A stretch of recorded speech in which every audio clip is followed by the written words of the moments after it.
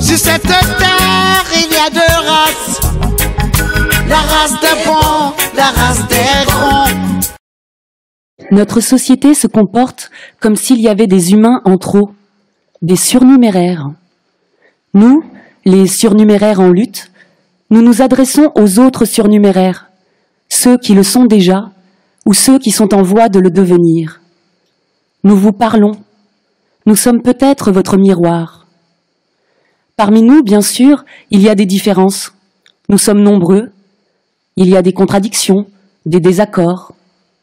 On voudrait nous opposer, peut-être même nous opposer à vous, les autres surnuméraires.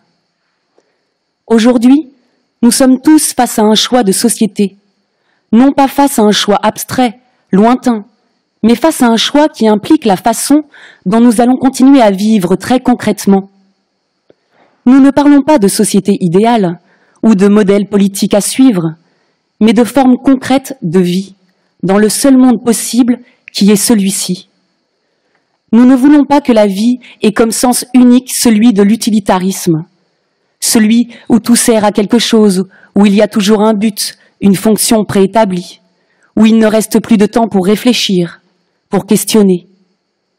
Nous sombrons alors dans la société de l'urgence, de toutes les urgences.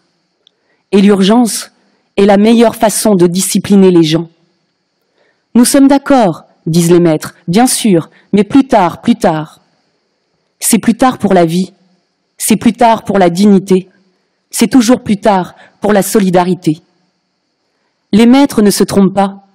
Notre choix de vie implique un choix de société.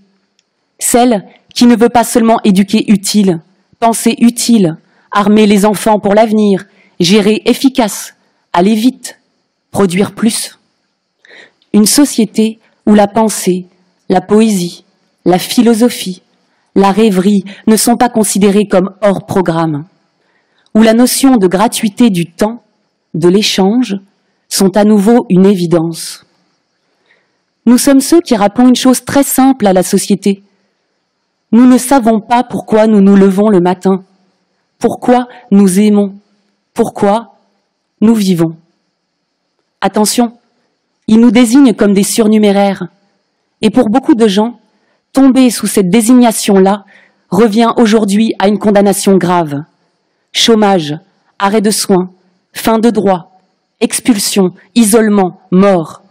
Alors, plutôt que d'essayer de nier, nous disons « Oui, nous sommes des surnuméraires, mais seulement dans votre modèle de société. Et même si votre modèle est aujourd'hui dominant, la vie, elle, continue à travers la création, la solidarité, la pensée, la résistance. Parce que le trop fait encore partie de ce monde. » Trop bon, trop con, c'est ce que me disait mon grand-père. Trop bon,